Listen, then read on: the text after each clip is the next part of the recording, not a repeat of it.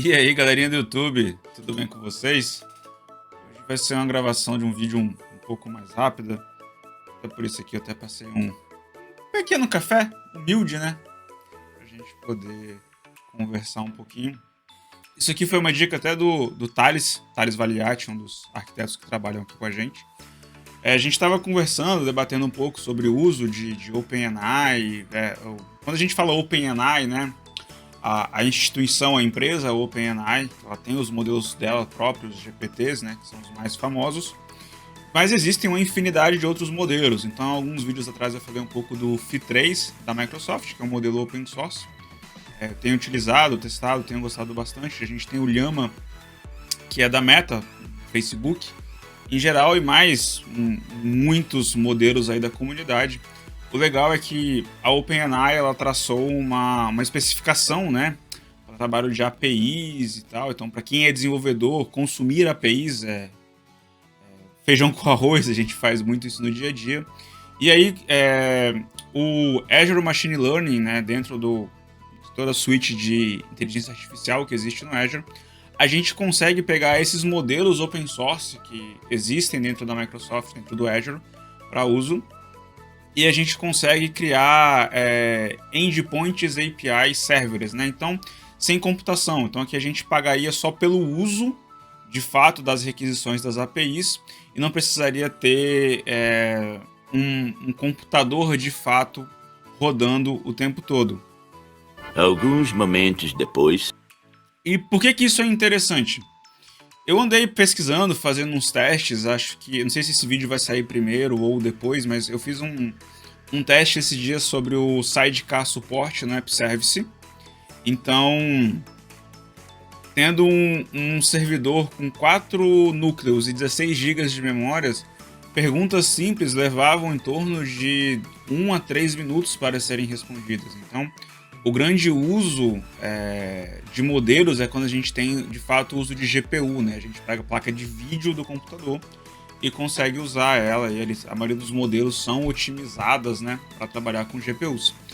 Então, uma máquina hoje no Azure reservada por 3 anos, e aí quando a gente fala de reserva, a gente não paga por hora, né? A gente sempre vai pagar um mês cheio.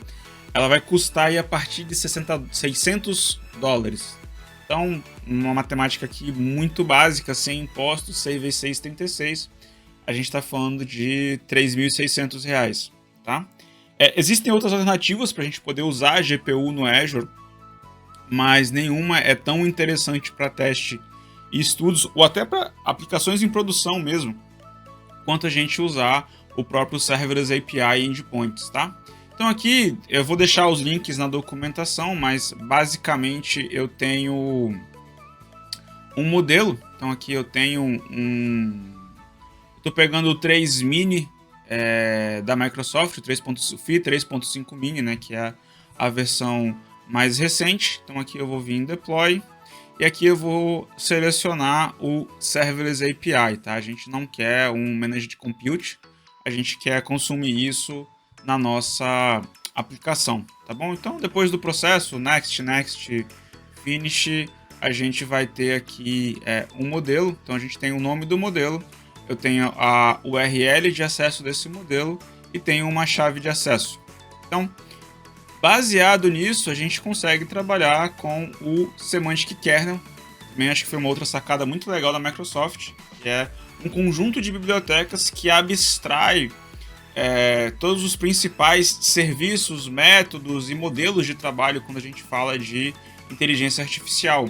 Então não importa se eu estou usando a especificação do OpenAI com um modelo open source em qualquer servidor, se eu estou usando o próprio GPT na OpenAI ou se eu estou usando o Azure OpenAI. Então, a partir do Semantic Kernel, eu consigo produzir um código único que funciona com qualquer modelo que obedeça a essas especificações. Então aqui vocês podem ver, código super simples, é uma console app aqui. Então aqui eu estou usando a especificação da OpenAI, né?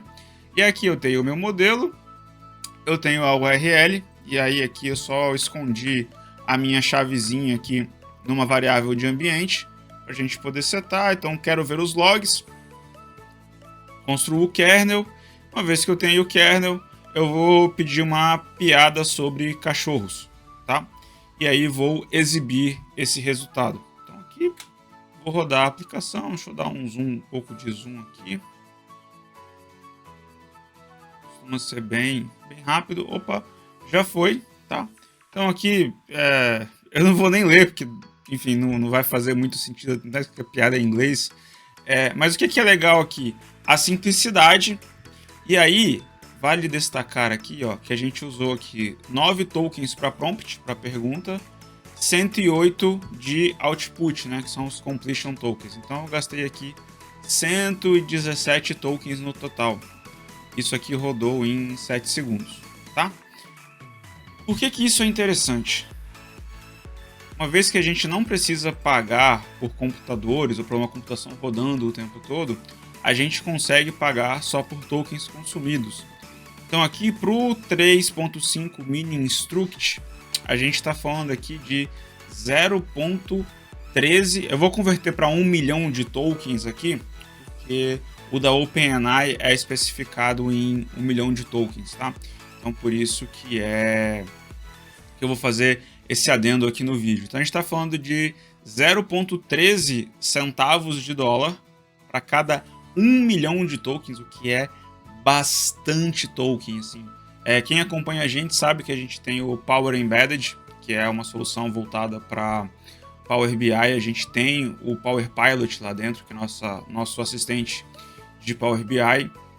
Cara, assim, a gente durante os testes de desenvolvimento, usando muito, a gente não chegou nem perto assim de gastar mais de 1 milhão de tokens. Então a gente está falando aqui, acho que a gente não chegou a gastar $1 ou $2 em um mês de uso intenso. Então token é muito barato, tá?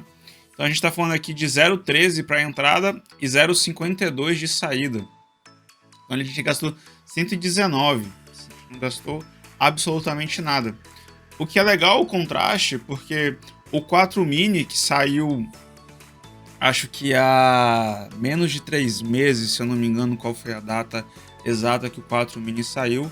Então o 4 mini ele é 0.15 de entrada e 0.60 para cada 1 milhão de saída. Aqui a gente está falando de 0.13 e 0.52, o que é mais barato. E aí esses modelos são legais porque o modelo completo, mais famoso, né, da OpenAI, que é o 4.0 aqui, a cada 1 milhão ele é 2,50 de entrada e 10 de saída. Então assim, acaba sendo bem mais caro. Então o legal da gente estar acompanhando essa evolução dos modelos open source e de todos os players do mercado é que a tendência é o custo diminuir cada vez mais. Então a gente ter modelos melhores, mais inteligentes, mais rápidos, requerendo menos computação e disponíveis para todo mundo.